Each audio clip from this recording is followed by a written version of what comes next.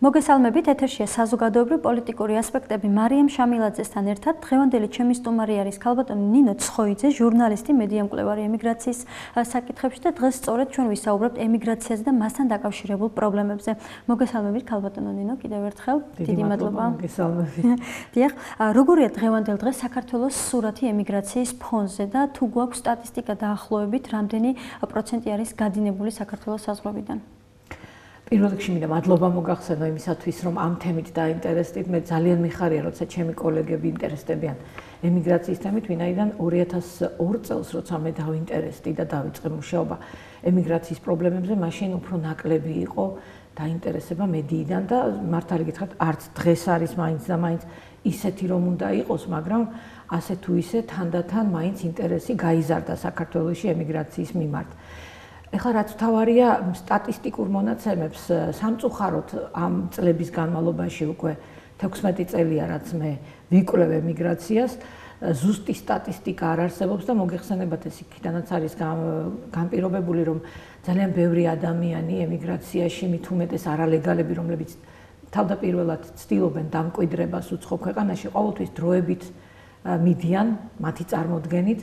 და შემდგომ უგრძელდებათ ხოლმე იქ ყოფნა და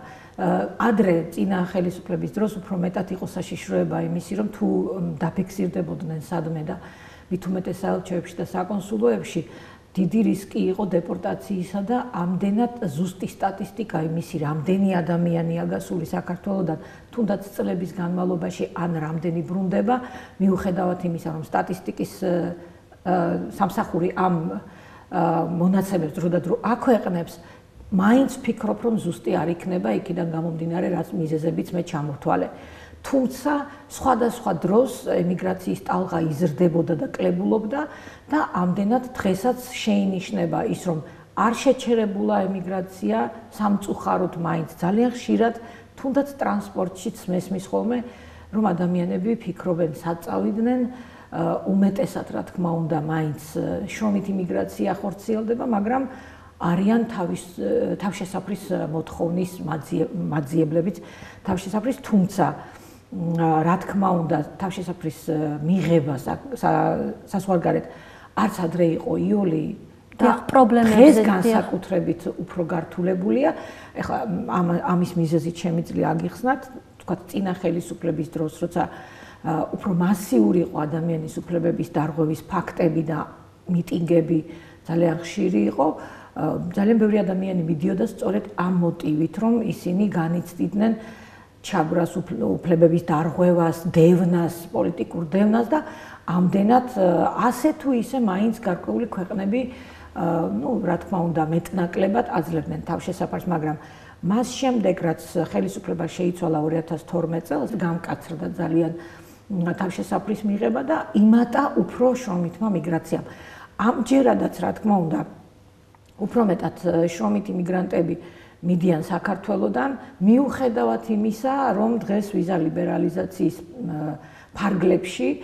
გადინება უფრო მარტივია და უფრო სწორად საზღვარგარეთ წასვლა უფრო მარტივია და ამას თავისი დადებითი და უარყოფითი მხარეები აქვს და სხვათა შორის ჩვენ ამაზე ადრე გვქონდა საუბარი და მე მაშინ ვარაუდობდი, რომ ძალიან ბევრი ადამიანი დატოვებდა საქართველოს, ანუ ვშიშობდი, რომ ემიგრაციის ტალღა გაიზრდებოდა. ეს კი რა თქმა უნდა გამოწვეული იყო შიში იმით, რომ თუ ადრე შეზღუდული იყო ადამიანებისთვის ვიზის მიღება და ამდენად უფრო ნაკლები ხალხი შეიძლებოდა წასულიყო საზღვარგარეთ, დღეს ეს პროცედურა გამარტივდა და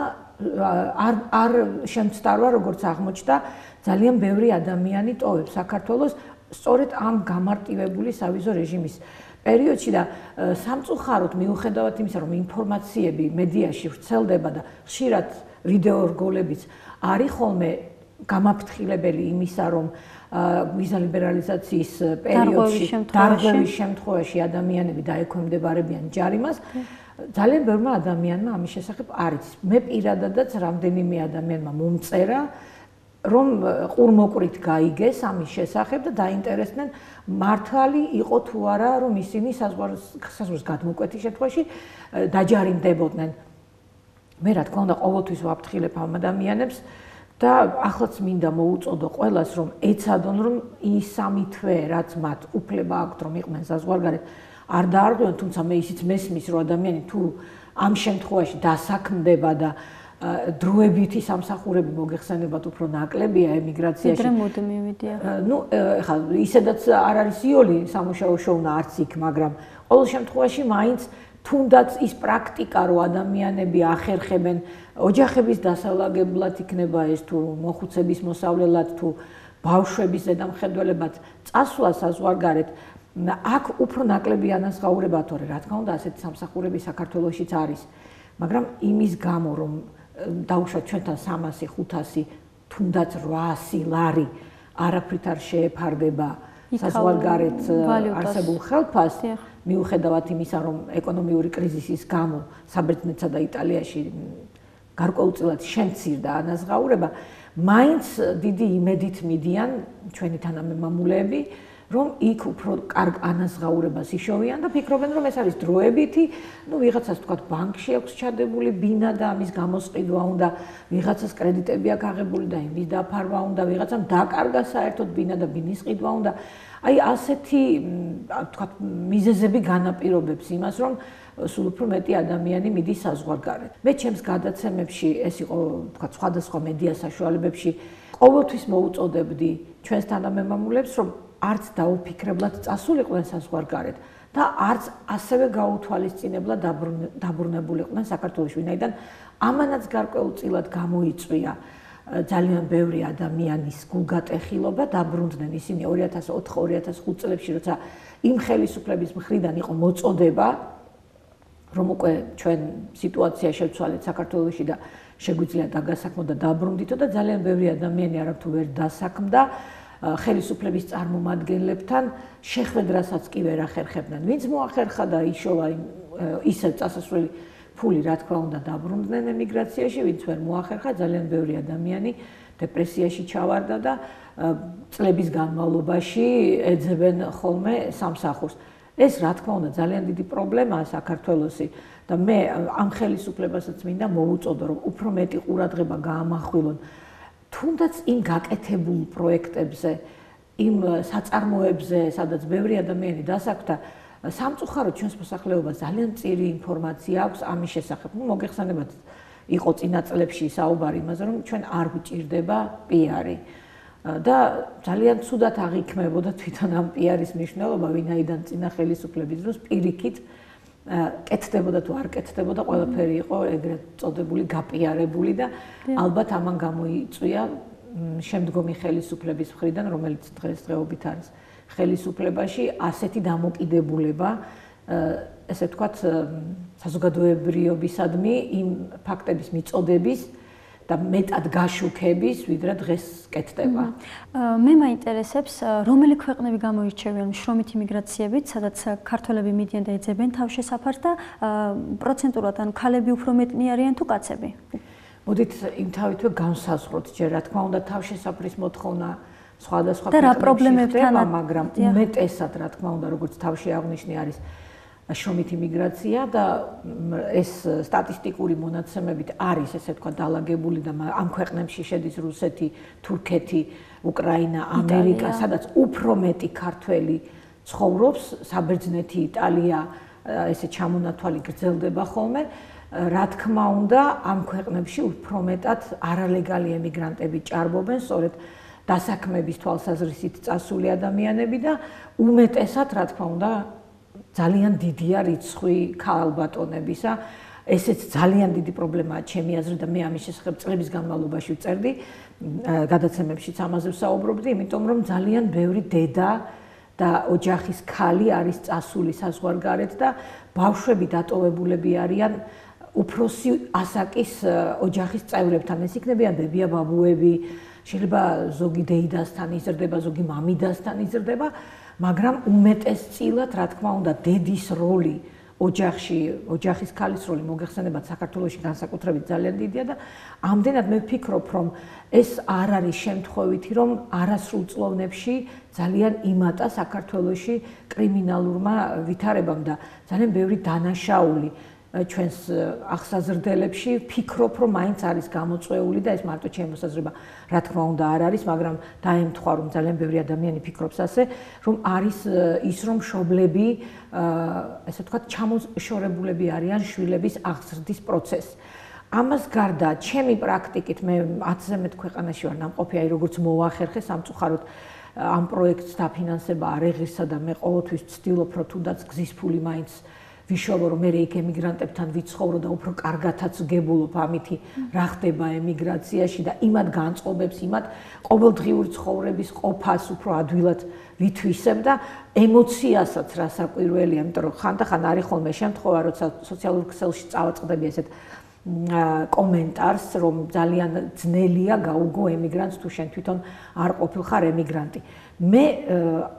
საბედნიეროდ თუ შეიძლება სამწუხაროდაც, იმიტომ რომ ზუსტად ისე ვერ აღვიქვა შეიძლება ემიგრაციის სიმძიმე, 3 თვეზე მეტი არ მიცხოვრია საზღვარგარეთ. მაგრამ აი ამ ხნის განმავლობაში მე ვახერხებდი სხვადასხვა ქვეყანაში, სხვადასხვა ქვეყნის ქართველ ემიგრანტებთან ჩასვლა და მე შევისწავლე, ესე ვთქვათ, სხვადასხვა კატეგორიის ემიგრანტები. ძალიან მრავალფეროვანია საზღვარგარეთ ჩვენი ემიგრაცია. და რასაკვირველია, უკვე წლების განმავლობაში, როცა ისინი მკვიდრდებიან საზღვარგარეთ, უკვე იზრდება დიასპორაც. ძალიან ხშირად ურევენ ხოლმე დიასპორასა და ემიგრაციას ერთმანეთში და რა თქმა უნდა, ეს არის განსხვავებაც, მაგრამ ძალიან ბევრი ემიგრანტი დიასპორულ ორგანიზაციებშიც ერთიანდება, არის სათვისტომოები, სამრევლოები, ქართული ეკლესიები და ამ ფაქტმა ძალიან დიდი როლი შეასრულა საზღვარგარეთ ქართველების შეკავშირებაში. მოგეხსენებათ, საქართველოშიც არა ვართ ერთგვაროვანი დამოკიდებულების ერთმანეთის მიმართ თუ პოლიტიკური სიტუაციების მიმართ და თუნდაც კანონმორჩილებიც განსხვავდებით ერთმანეთისაგან, ხო? ოჯახებშიც კი სხვადასხვა პოზიციები არსებობს, ამდენად რა თქმა უნდა, ქართული ემიგრაციაც ძალიან ჭრელია, ესე ვთქვა და ერთმანეთისაგან განსხვავებული, მაგრამ არის ქვეყნები და სათვისტომოები, სადაც უფრო მეტად შეკავშირებულები არიან და მე ყოველთვის გამოვყოფ ხოლმე ბილეფელდის ქართულ დიასპორას, სათვისტომოს და ქართულ საკვირაო სკოლას. სამწუხაროდ 2006 წლის შემდგომ მე ვერ მოვახერხე იგივე სათვისტომოსში ჩასვლა და შემედარებია სიტუაცია მაშინდელი და ახლანდელი, იმიტომ რომ ვიცი რომ რამდენიმე ადამიანი დაბრუნდა საქართველოში 2011-12 წლის შემდგომ, მაგრამ იმ ვითარებაში, რომელშიც მე ვიმყოფებოდი საზღვარგარეთ, ყველაზე მეტად თვალში საცემი იყო აი ეს შეკავშირება ბილეფელდის ქართული სათვისტომოსი და მე მინდა მადლობა გადაუხადო ჩემს კოლეგას ჯიმშერ ბედიანაშვილს, რომელიც ხელმძღვანელობს ამ სათვისტომოს. ასევე ძალიან დიდ საქმეს აკეთებენ ბერლინის ქართულ სათვისტომოში. არის ასევე კიდევ სათვისტომო, რომელსაც ხელმძღვანელობს ბატონი პავლე შპეტიშვილი, ასევე მიუნხენში არის უძველესი სათვისტომო, რომელიც მართლა ძალიან კარგ საქმებს აკეთებს, მაგრამ სამწუხაროდ საქართველოში უფრო ნაკლებად ვიცით ხოლმე რა ხდება ემიგრაციაში. ისევე როგორც ემიგრაციამაც სამწუხაროდ ყველაფერი არ იცის რა ხდება საქართველოში და ხშირად ხდება ხოლმე შემდგომ ჭიდილი აქ დარჩენილ ქართველებსა და იქ წასულებს შორის, განსაკუთრებით ეს ჭიდილი არის სოციალურ ქსელებში და რაც შეეხება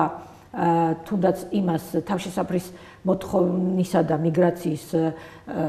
ტალღის რაოდენობის შესახებ ქვეყნებს, ახლა სად უფრო მეტი ემიგრანტია, რა თქმა უნდა, ჩამოვთვალე, მაგრამ ყველაზე მეტი მამაკაცი ემიგრანტი მე შემხვდა ესპანეთში. და მართალი გითხრათ, პირველად რომ ჩავედი, ძალიან გამიკვირდა, იმიტომ რომ არ ვიცოდი თუ ამდენი ემიგრანტი მამაკაცი იყო წასული საქართველოდან, ეს იყო 2004 წლის დასაწყისში, მე ახალ წელს შევხვდი ბარსელონაში და იქ გავიცანი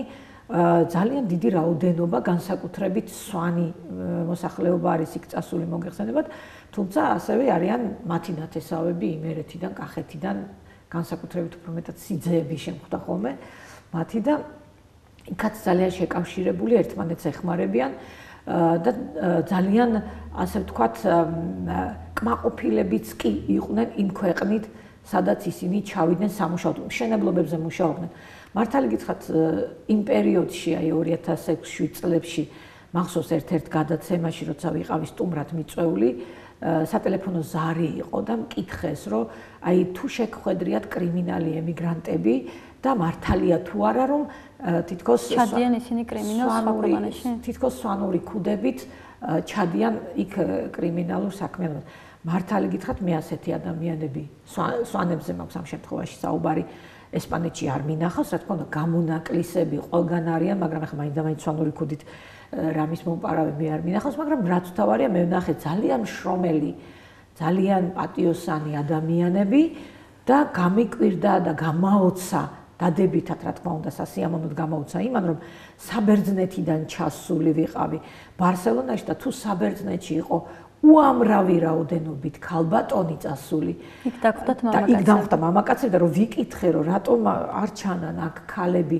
მეუღლეებს ხომ არ მალავთ მეთქი, როცა სუფრის გაწყობის მომენტში ქვებს აყურებოდნენ, მითხრეს რომ არა, ნეტაიკი აქ ყავდეს ჩვენი ცოლებიო, ჩვენს ცოლებს მოსამსახურებად არ ვუშვებთო. და მართალი გითხრათ, ჩემს თვალში ერთ-ორად ამაღლდნენ მაშინ სვანი მამაკაცები. თუმცა შემდგომ 2006-7 წლებში, რა თქმა უნდა, დაიწყო ქალების გადინებაც ესპანეთში და შემდგომ შვილებიც წაიყვანეს და უკვე ოჯახებით მიდიან და აი 2007-8 წლებში განსაკუთრებით გააქტიურდა პოლონეთის მიმართულება, ზოგი მატარებლით გადადიოდა პოლონეთში, ზოგი ასევე ტყე მიდიოდნენ ჩემოდნებით და ძალიან დიდ საფრთხეში იგდებდნენ თავს და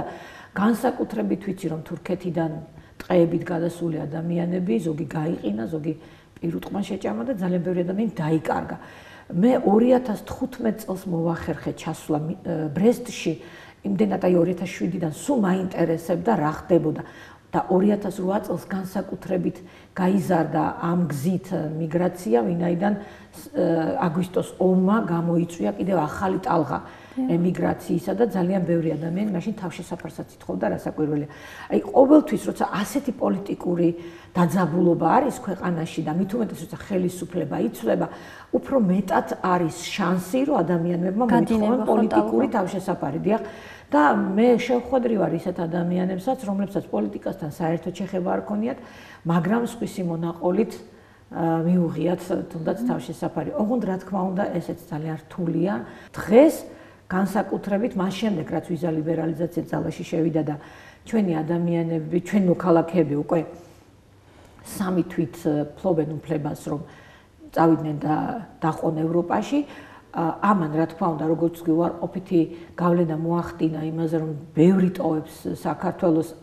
ამის იმედით, რომ ისინი ადვილად შევლენ ევროპის ქვეყანაში, მაგრამ ძალიან დიდი დადებითი როლი შეასრულა ამ შემთხვევაში იმ თვალსაზრისით, რომ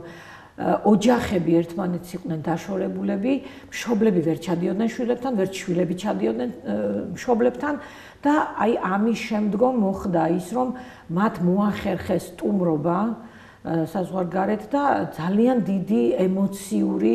მუხტი შემოიტანა ამან საქართველოში იმ თვალსაზრისით, რომ მართლაც ახლა წარმოიდგინეთ, რაც არ უნდა იყოს მართალია 2005-6 წლის შემდგომ, როცა უკვე ინტერნეტის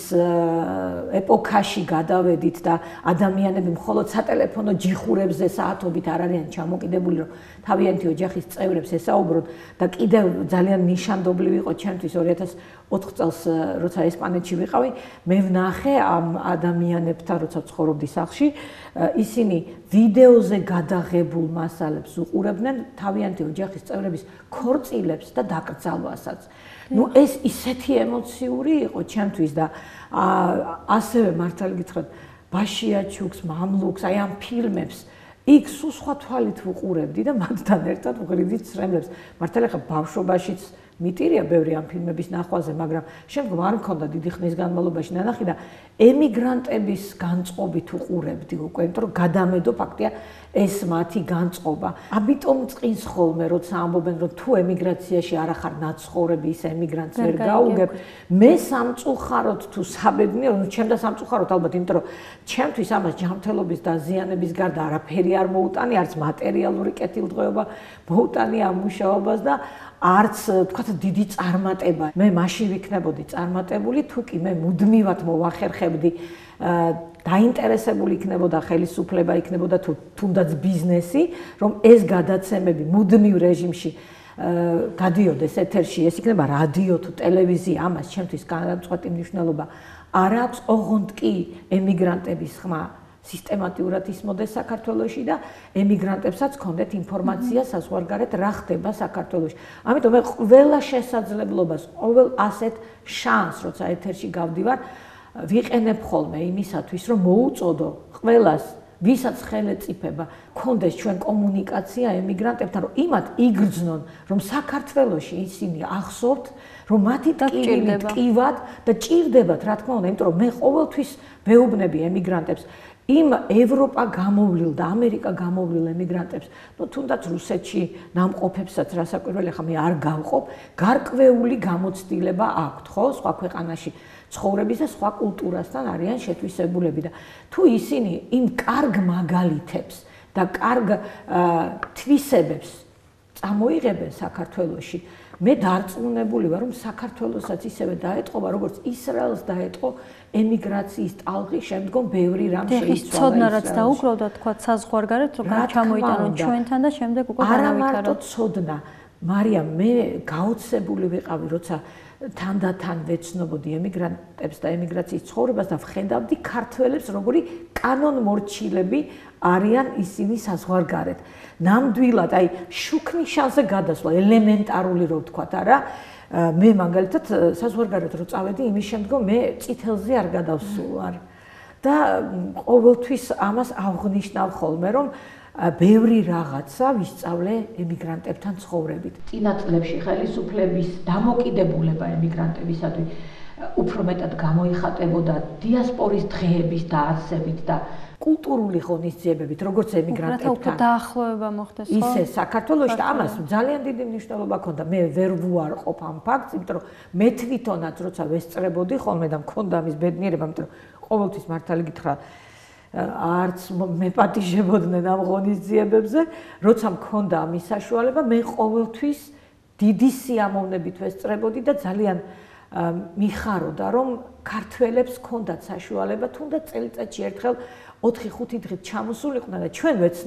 ვეცნობოდით ამ დიასპორულ ორგანიზაციებს, სათვისტომოების საქმიანობას,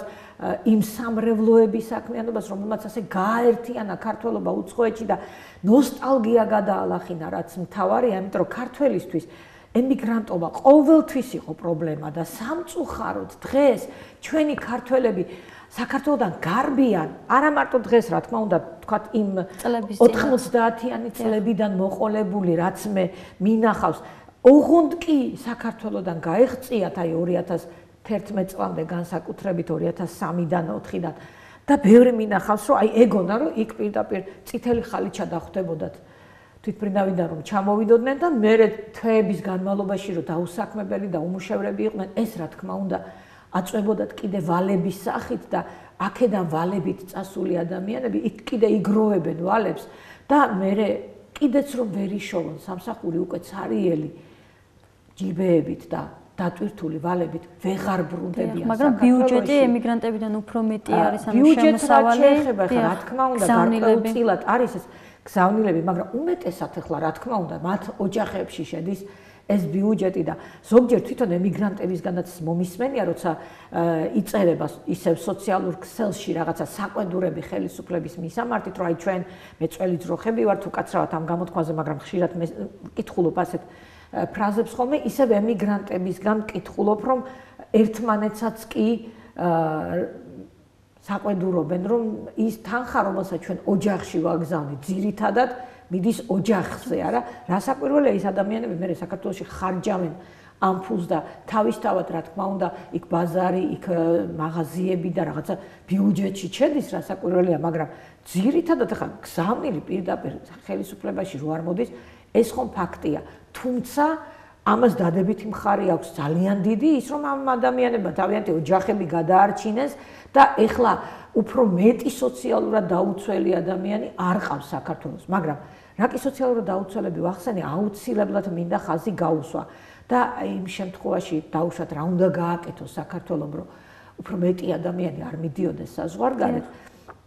მე პარლამენტში გამოსვლის დროსაც ტელევიზიით იქნება ეს თუ რადიოთი თუ საინფორმაციო სააგენტოებში ყოველთვის ამაზე ვამახვილებ ყურადღებას, მაგრამ სამწუხაროდ რატომღაც ჯერ ადრესატამდე ეტყობა არ მისულა ეს გზავნილი, იმიტომ რომ არა და არ მოხერხდა რომ ადამიანები თუნდაც ჩემი კატეგორიის რომლებიც დაუშვათ არ მუშაობენ ამ შემთხვევაში და არ არიან საპენსიო ასაკის და არ შედიან სოციალურად დაუცველ ფენებში, აი მაინც და მაინც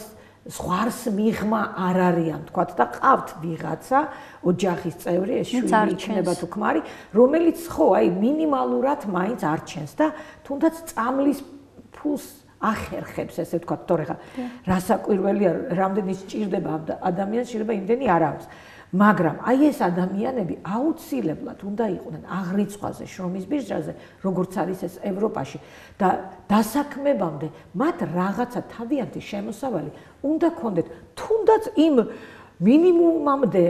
საარსებო მინიმუმამდე მაინც უნდა იყოს ეს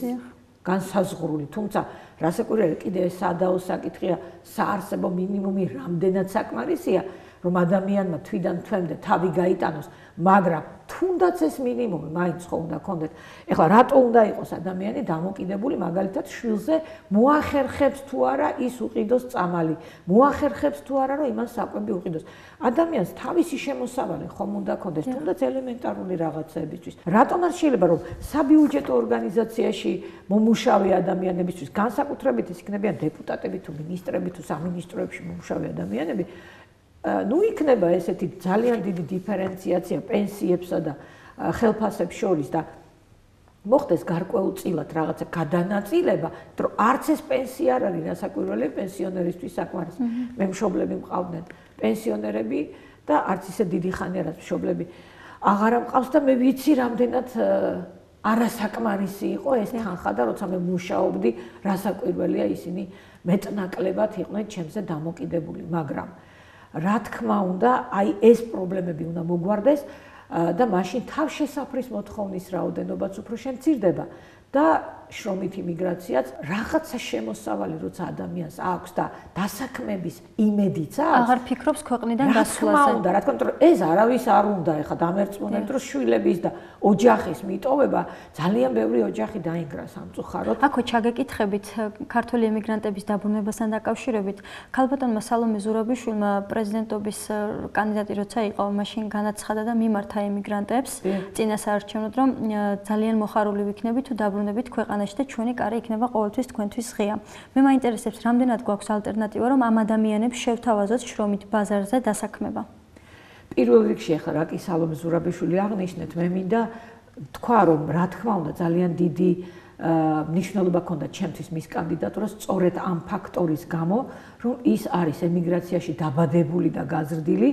მისი დედაც ემიგრაციაში დაიბადა და ამდენად მათ მოახერხეს შეენარჩუნებინათ ქართული თვითმყოფადობა და ის სულისკვეთება, რაც სამშობლოსთან დამოკიდებულებაში მისმა წინაპრებმა გამოხატეს და რასაკვირველია ასეთ ადამიანს უფრო მეტად ესმის ემიგრაციის. სწორედ ამიტომ ქალბატონმა სალომემ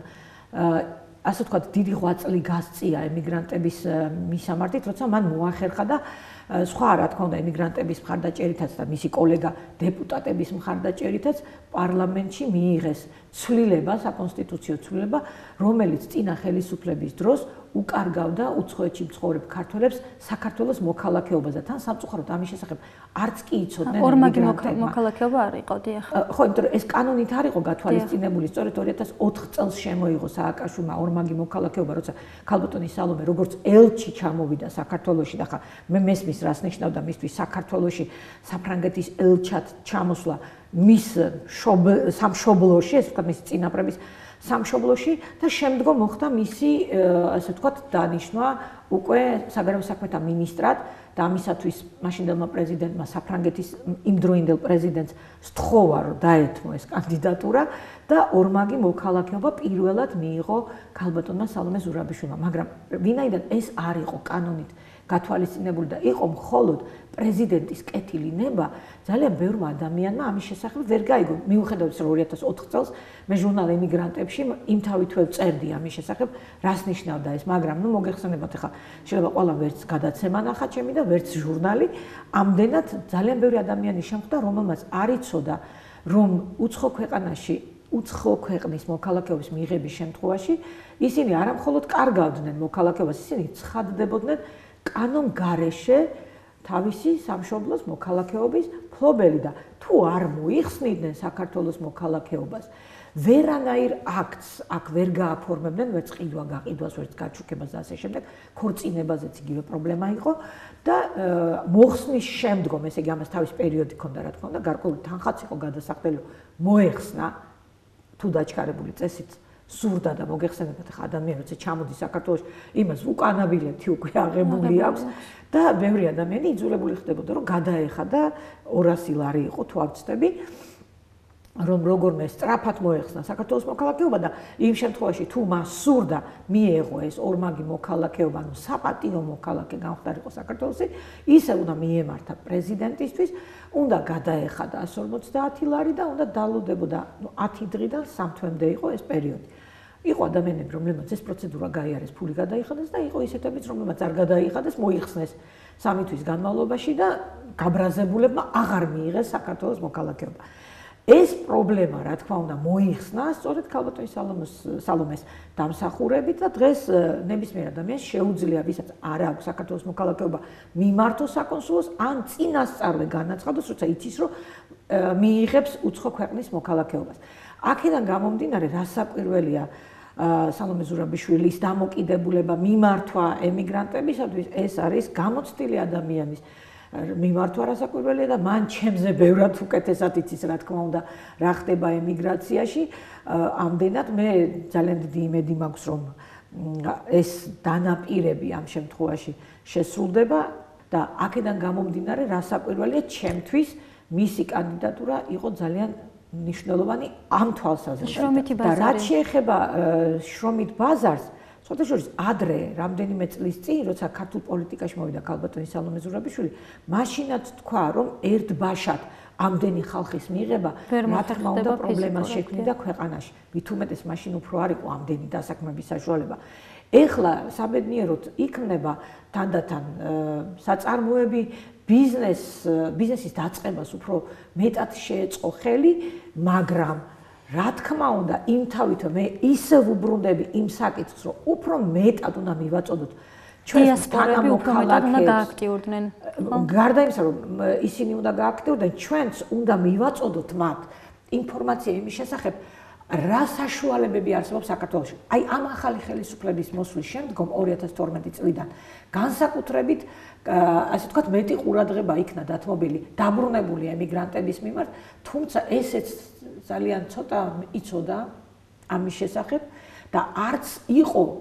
იმის საშუალება, რომ ვინ ჩამოვიდოდა ყველა დასაქმებულიყო, იქ რამდენიმე პროგრამა მუშავდებოდა. მაგალითად იყო 3 თვიანი დაფინანსებული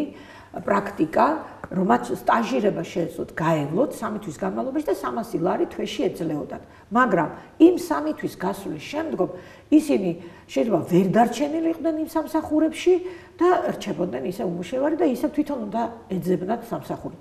იყო კიდევ ესეთი პროგრამა ბიზნესის დაფინანსების თვალსაზრისით,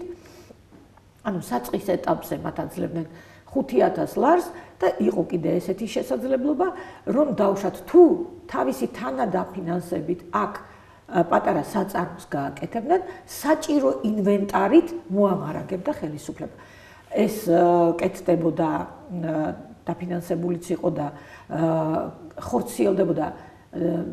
ტოლმილთა და განსახლების სამინისტროში. მე როგორც ჟურნალისტ ამ თემაზე მომუშავეს, მეც კი ნაკლები ინფორმაცია მაქვს და შეიძლება იქ კეთდება რაღაცები, მაგრამ აი დამერწმუნეთ, რომ სოციალურ ქსელში თუნდაც სამინისტროს ვებგვერდზე გამოქვეყნებული ინფორმაცია არ არის იმდენად ფართოდ გავრცელებული, რომ თითოეულ ემიგრანტამდე მივიდეს. იმიტომ არა რომ მე ვაკეთებდი ამ გადაცემას, აუცილებელია რომ ყველა ტელევიზიაში, ყველა რადიოში და ყველა მასობრივი ინფორმაციის საშუალებაში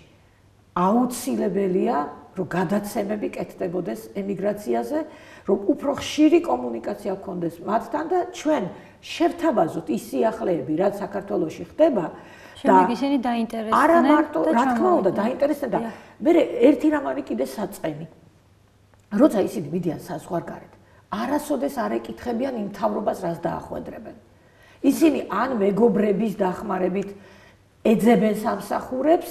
ან სრულიად დამოუკიდებლად ასეთი ადამიანებიც მინახავს, ვისაც უთქვამს, რომ არც ენა ვიცოდი, არც ფული მქონდა, არც ღამის გასათევი მქონდა და ბევრი ქუჩაშიც კი ათევდა ღამეს. ასე ხალხმა რაღაცას მიაღწია იმ ქვეყანაში, ხო? აქედან გამომდინარე, როცა ისინი ბრუნდებიან თავიანთ სამშობლოში, თავიანთ ოჯახებში, თუ ვინამ დასაქირავებელი არ აქვს და ენა არ აქვს შესასწავლი, ასე ვთქვათ, და უფრო მეტი პერსპექტივა აქვს, რომ თუნდაც სუპერმარკეტებში ხა მე რო შევდივარ, მაგალითად, ყოველ დღე ვნახულობ წარწერებს, გვესაჭიროება ესა და ეს ვაკანსიები არის ძალიან ბევრი ვაკანსია. მაგრამ როცა მე ვმუშაობდი ერთ-ერთ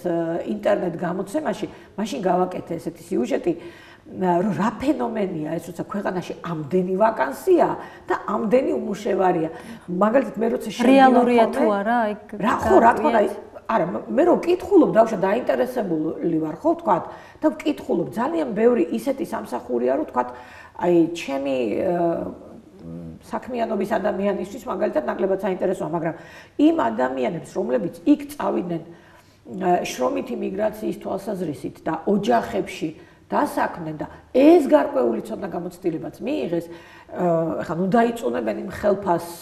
რომელიც აქ არის, ხა ჯერჯერობით, ყოველ შემთხვევაში ამის პერსპექტივა არ არსებობს, რომ 800 ევრო ან 500 ევრო მიიღონ აქ. ბიუჯეტი ვერ გაწვდება, მაგრამ ხა ფასებსაც აქვს მნიშვნელობა და რა თქმა უნდა ცხოვრების დონესაც აქვს მნიშვნელობა, თუმცა სამწუხაროდ ევროპის ქვეყნებში მაგალითად პროდუქტები ბევრად უფრო იაფად მინახავს მე, ვიდრე ჩვენთან არის საქართველოში. ყველაფერზე თითქმის რა, პროდუქტებზე და რა თქმა უნდა, ახლა ჩვენთან არ არის იაფი ცხოვრება, მაგრამ მაინც როცა გინდა შენს ქვეყანაში ცხოვრობდე და იქ კიდე ზედმეტ გადასახადს არ იხდიდე და შენი ოჯახის წევრებს უყურებდე ყოველ დღე, თუნდაც იმ ხელფასზეც ალბათ ღირს, რომ დაბრუნდე სამშობლოში. ამიტომ მე იმათაც მოუწოდებ, რომ იყვნენ უფრო ნაკლებად კრიტიკულები საკუთარი ქვეყნის მიმართ, მაგრამ ხელისუფლებას მოუწოდებ, რომ საკუთარი თავის მიმართ იყვნენ უფრო კრიტიკულები და გააქტიურდნენ ემიგრაციასთან მიმართებაში და უფრო მეტი ადამიანი გაიგებს რა ხდება საქართველოში. სახელმწიფომ ამ კუთხით. აი თუნდაც აი რაც ახლა მე ხაზგასმით თქვი ის რომ აქ მცხოვრები ადამიანიც არ უნდა ვაიძულოთ რომ წავიდეს საზღვარგარეთ და იქიდან დაბრუნებულსაც უნდა ქონდეს იმის იმედი რომ მას შეეძლება დასაქმდეს, დადგეს შრომით ბირჟაზე. ეხლა მით უმეტეს ძალიან ხშირად ტარდება ხოლმე ინფორმაციები მომდის ტელეფონითაც რომ არის აი ამ შრომის ბირჟაზე ვაკანსიების წარდგენა. რაღაცას მაინც ადამიანი მონახავს თავის შესაფერს. ყოველ შემთხვევაში თუ ახლა აგე პროფესიონალურმა სასწავლებლებმა გამოაცხადეს გადამზადების პროგრამები და უფასოდ შეიძლება აქ სწავლება. ანუ არა ვართ ესე წყალწაღებულები, რომ საქართველოზე ხელი ჩაიქნიოს ადამიანმა და თქვას, რომ აი მე რა უნდა ვაკეთო ქვეყანაში, ან აქაურმა თქვას, რომ აქ არანაირი პერსპექტივა არ არის და ამიტომ უნდა წავიდე. მე 16 წელიწადია ემიგრაციაზე ვმუშაობ და ძალიან ხშირად მქონდა იმის შანსი, რომ დავრჩენილიყავი საზღვარგარეთ, მაგრამ ჩემი შვილის, ჩემი მშობლების, ჩემი ოჯახის წევრების და ჩემი ქვეყნის დატოვება ძალიან გამიჭირდა. მიუხედავად იმისა, რომ ნამდვილად არ მქონდა დალხენილი ცხოვრება და შეიძლება ბევრ იმაზე უფრო მეტად პრობლემები მქონდა, ვიდრე იქ წავიდნენ და თავშესაფარი მოითხოვეს. მაგრამ მე არ განვიკითხავ არავის. მე მესმის ძალიან კარგად იმ ემიგრაციის სამწუხაროდ მე გული მტკივა იმაზე, რომ როცა დიალოგში შევდივარ ამ ადამიანებთან, ზოგიერთებს ძალიან ლამაზად ეჩვენებათ, ადრე ძალიან ვარდისფერ ფერებში ეჩვენებოდათ ყველაფერი და ეხლა პირიქით აპოკალიფსურად ეჩვენებათ ყველაფერი და ასეც არ შეიძლება ძალიან ბევრი არა რამდენიმე მედია საშუალება ძალიან ცოდავს ამ საქმეში და ჩვენს მოქალაქეებს სიმართლე უნდა გავაგებინოთ და მე ისინი გადაწყვეტენ თუ არა საქართველოში დაბრუნებას ეს რა თქმა უნდა მათი გადასაწყვეტია მაგრამ მე არ მინდა დაიცალოს საქართველო რასაც რამდენიმე წელია უყურებ და არ მინდა ну რავი ქსენოფობიაში ну ჩამიტვლის არ მინდა რომ საქართველოში ჩვენ ვიყოთ უმცირესობაში და უცხო ქვეყნიდან ჩამოსული ადამიანები იყვნენ უმრავლესობაში. მე მგონი ეს ნებისმიერ ნორმალურ ადამიანს თავის სამშობლოში მცხოვრები იქნება თუ უცხოეთში მცხოვრები პატრიოტს და მე ამ სიტყვის თქმის ნამდვილად არ მეშინია, თუმცა წლების განმავლობაში გაცვეთილიც იყო და ამიტომ მინდა მოუწოდო იმ ამულიშვილებს, რომლებიც გაჭირვების გამო თუ უკეთესი ცხოვრების გამო წავიდნენ ქვეყნიდან, გამონახონ თავიანთ თავში იმისი შესაძლებლობა, რომ თავიანთ ქვეყანაში დასაქმდნენ, თუნდაც დაიწყონ ბიზნესი, იმდენი წვალება მაინც არ მოუწევთ, მგონია რამდენი საზღვარგარეთ მოუწია, მაგრამ ხელისუფლებას კიდევ ერთხელ მოუწოდებ, ხელი შეუწყონ როგორც აქ მაცხოვრებლებს, ისე იქიდან დაბრუნებულებს და ბოლოს და ბოლოს ეს ჩვენი ქვეყანა, ჩვენი ასაშენებელია და ჩვენი მომავალი თაობებისთვის ჩვენ უნდა შევქმნათ, სხვა ამას არავინ არ გააკეთებს. მე შვილიშვილები მეზრდება და ნამდვილად მინდა რომ ისინი ცხოვრობდნენ დემოკრატიულ, თავისუფალ, გალაღებულ საქართველოში და იმის შიში არ ქონდეთ ხვალ რომ გათენდება რითი იყიდონ საკვები და რითი გამოიკვებონ თავი და როგორი იყიდონ ტანსაცმელი და ესეთი ელემენტარული რაღაცების პრობლემა არ ქონდეთ და ნამდვილად მინდა რომ განათლებაც საქართველოში მიიღონ და დასაქმებაც საქართველოში მოახერხონ. დიახ. მე მაინტერესებს თქვენ როგორც ვიცი გააქვთ უშუალოდ კონტაქტი ძალიან ბევრ ემიგრანტებთან და რა მდგომარეობა არის დასაქმების კუთხით, ანუ დამსაქმებელს და დასაქმებულს შორის ურთიერთობა როგორია? ძალიან საინტერესო რომ ეს კითხვა დავსვით, იმიტომ რომ ამაზე არ გამიმახვილებია ახლა ყურადღება და ძალიან მნიშვნელოვანია, რა თქმა უნდა, ესეც. აი 10 წლეულის განმავლობაში მაგალითად რასაც მე ვაწყდებოდი უცხოეთში ყოფნის დროს იყო არასახარბიელო მდგომარეობა თუნდაც ჩვენს მეზობელ თურქეთში და უთქვამთ კიდევაც ხშირად ჩემთვის რომ ისე გვიყურებენ როგორც რაღაცა დაბალი დონის გაუნათლებელ ადამიანებს და ისიც კი უკითხავთ რომ აი თქვენ ტელევიზორი გააქვთ ძალიან გულსატკენია რა ახლა ჩემთვის რო გულსატკენია წარმოვიდგენია იმისთვის როგორი გულსატკენია რომელსაც დავუშვათ რაღაც ტექნიკასთან არ მიაკარებენ იმის გამო რომ აი იქნებ გააფუჭო. ყოფილა ისეთი შემთხვევებიც რომ ღამე მშიერი დაუძინია ემიგრანტს და ვერ ითხოვდა იქ საჭმელს და უმეტესად არის ესეთი შემთხვევები, როცა ადამიანები 24 საათის განმავლობაში ცხოვრობენ ოჯახებში და ერთი კვირა დღე აქვთ გამოსასვლელი და იმას რა თქმა უნდა ქართველებთან ატარებენ ხოლმე, ან საერთოდ არ აქვთ და მე ისეთ ხალხიც მინახავს წლების განმავლობაში სახლიდან ფეხი რო არ გამოუდგამს. ახლა ეს ფსიქოლოგიურად რამდენად რთული გადასატანია, ხო გასაგებია. ამიტომ ხშირად მეუბნებოდნენ რომ ჩვენ საქართველოში რო დაუბრუნდებით, აუცილებლად გვჭირდება ფსიქოლოგის კონსულტაცია და რეაბილიტაცია და ერთ-ერთმა ქართველმა ქალბატონმა ულამაზესმა სუხშილებს მოცეკვავე იყო საბერძნეთში შეხვედრის დროს მითხრა რომ ჩვენ ისე გადავგვარდით ემიგრაციაში და იმდენად დიდი სტრესები გადავიტანეთ, რომ შეიძლება საზოგადოებაში ცხოვრებაც კი გაგვიჭირდესო. მართალი გითხრათ, შემძრამ წინადადებამ და იქნებ ერთი კორპუსი აგვიშენონ, რომ ერთად ვიცხოვროთ, ერთმანეთის ჭირვარამი უფრო კარგად რომ გავიგოთო. მაგრამ ეხლა თანდათან ეს საკითხიც მოგვარებულია საქართველოში და ესე ვთქვათ, ფსიქოლოგების კონსულტაცია დისტანციურადაც ხერხდება და არ არის ამისი პრობლემა. მაგრამ რაც შეეხება დასაქმებულსა და დამსაქმებელს შორის ურთიერთობა, დადებითი კუთხითაც მაქვს ინფორმაციები საბედნიეროდ და რაც თავარია თუ წლების განმავლობაში ქართველი ერთი და იგივე ოჯახში ცხოვრობს, კი არა, ეხლა მაგალითად არც ისე დიდი ხნის წინ მომწერა იტალიიდან ერთმა ჩემმა ნაცნობმა, რომ ერთი კვირის დასაქმებულზე უკვე ისე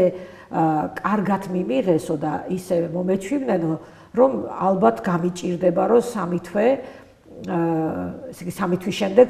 დავტოვო იტალია და წამოვიდე, იმიტომ რომ მე ვურჩიე რომ იქნებ მოახერხო და იქიდან ან მოწვევა წამოიღო სამუშაო მოწვევა რომ მე უკვე სხვა სტატუსით წახვიდე მეთქი და ან იქნებ ჩამოხვიდე და მე ხელახლა წახვიდე მეთქი და თქვა რომ კი ნამდვილად არ მინდა რომ ვიზის გაწყვეტა გამომივიდეს, მაგრამ ეს ხალხი ისეთ ფილად მეკცევა და ისე შეუყვარდი, რომ შიშობ არ გამომიშვებენო. ასეთი ფაქტები საბერძნეთშიც ძალიან ბლომად მინახავს და არასოდეს არ დამავიწყება 2004 წელს არჩევნებზე და დასაკვირვებლად წავედი, მარტის თვე იყო და ჩვენ საელჩოს მივაგე და უკანა გზაზე უკვე შემომაღამდა 8 საათის შემდგომ, როცა დაიხურა უკვე უბანი, მაშინ წამოვედი და ისე მოხდა, რომ ავტობუსის მოსვლამდე შემთხვევით ქართული საუბარი გავიგონე და ისე გამიხარდა.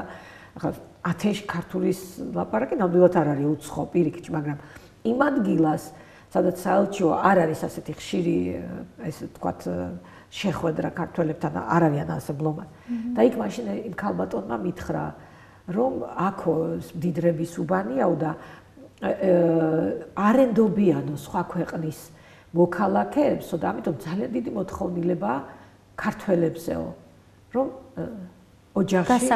დასაქმებულიყვნენ. და მე ძალიან გამიხარდა, რომ ქართველი სადაც მიდის და ეს ახლა თანამედროვე ემიგრაციაში მარტო არ არის,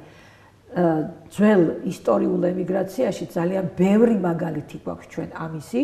რამდენად დიდი სახელი დატოვეს ქართველებმა იმ ქვეყანაში, სადაც ისინი ცხოვრობდნენ. და 2002 წლიდან, როცა მე დავინტერესდი ემიგრაციის თემით,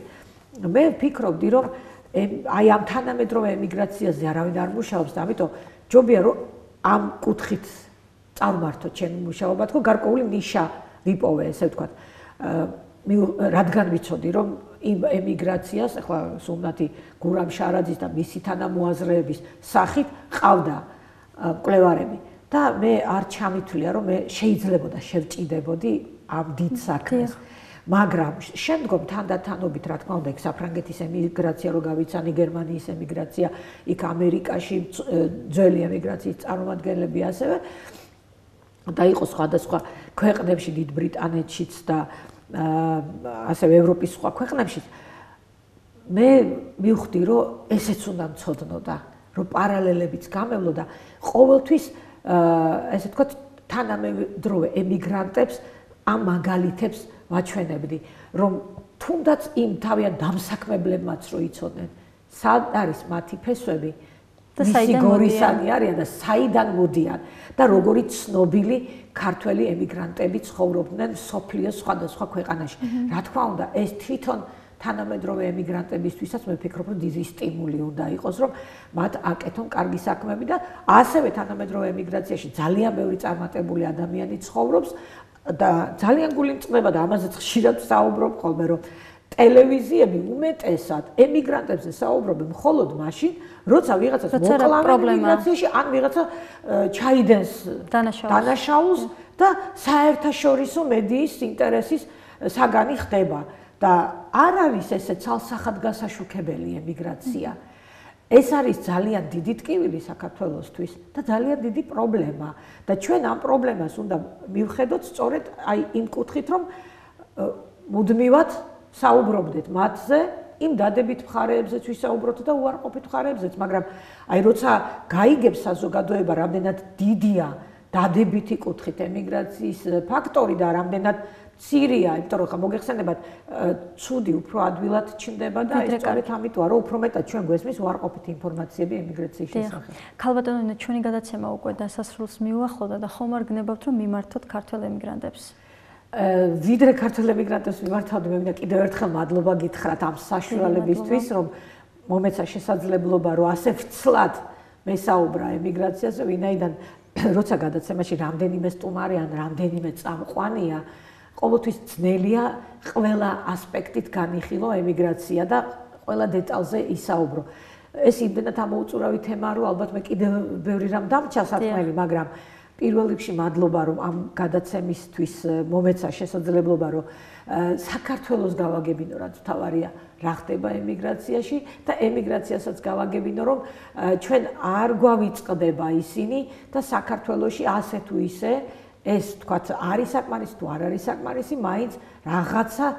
კეთდება და ასე ვთქვათ დაიძრა ეს საქმე 2014 წლიდან. და მე დიდი იმედი მაქვს, რომ მომავალშიც გაგრძელდება, უფრო მეტი პროექტები გაკეთდება. მე თვითონაც ამაგ რამდენიმე პროექტი ემიგრაციასთან დაკავშირებით და